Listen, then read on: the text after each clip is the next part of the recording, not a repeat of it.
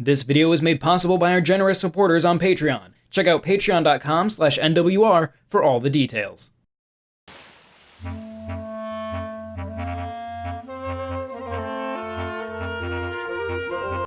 Dampé appears in the remake of The Legend of Zelda Link's Awakening on Switch, running the Chamber Dungeon, a new edition where you can make your own challenges and dungeons. It seems pretty cool, but what is Dampé doing there? He wasn't even a character back in 1993. So just what could Dampé be doing in the Link's Awakening remake, and what could that mean for the very fabric of the Zelda series? Dampé first appeared in The Legend of Zelda Ocarina of Time as the cantankerous but lovable Gravekeeper of Kakariko Village. He only came out at night to take children on grave digging tours. In the future, where Ganondorf rules Hyrule, Dampé dies and is buried in a crypt holding the hookshot. He ghost races teenagers. Dampé's kinda weird. He next appeared in Majora's Mask, once again a Gravekeeper, but this time at the Ikana Graveyard in Termina. He only comes out during the day, since he's afraid of ghosts. And that's the spirit of Dampé's appearances. He's a Gravekeeper. He does some stuff with ghosts. He usually will give you an item in some form or shape. He has patrolled swamp graveyards, experimented with kinstones, and even factored more directly into A Link Between Worlds' story as he helps Link out in the beginning.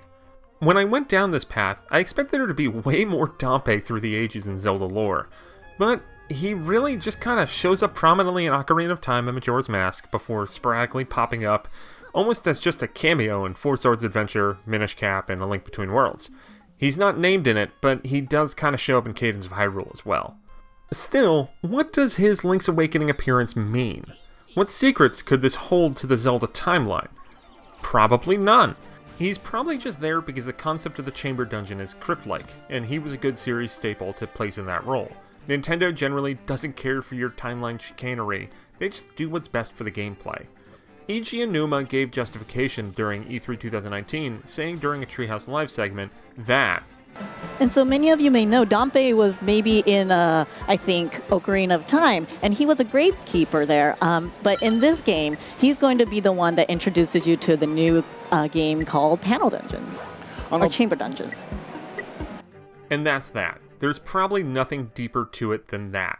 But what if there was some strand here to tug at?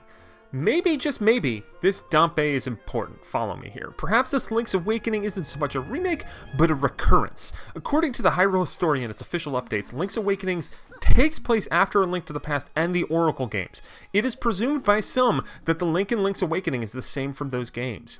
What if in this remake, Link's Awakening is instead a follow-up to A Link Between Worlds, the 2013 3DS adventure? The Link of that game could get lost at sea after his travels to Lorule and Hyrule, much like his spiritual predecessor, and he could then wind up on Koholint Island once again. But since this is the dream world of a different Link, the story has differences. Not that Nintendo really has to justify why elements of Link's Awakening are different in the 90s versions and the 2019 release, but hey, why not? This could explain the appearance of Chamber Dungeons, as the Link Between Worlds Link has memories of Dampé. Shadow Link shows up via Amiibo in this game, so that could be a memory of the Street Pass functionality in A Link Between Worlds. Maybe there's more modern throwbacks to recent Zelda games in there too. Also, for when Nintendo inevitably replaces the Wart sprite with like Spike or Boom Boom, they can frantically point to this potential justification. But more likely, this is probably absolutely nothing, and the developers were just like, hey man, like I like Dampé, want to throw him in the game? If you have a better idea, let us know in the comments. If not, get hyped. This Link's Awakening remake looks pretty cool. It's coming out on September 20th on Nintendo Switch. Stay tuned here for all sorts of other coverage on that game and more. And if you want to support us, be sure to listen to John right after this. This video was made possible by our generous supporters on Patreon. Did you know that Nintendo World Report is funded directly by fans like you?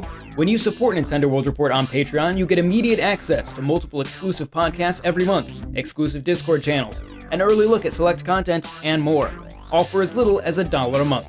Check out patreon.com/NWR for all the details.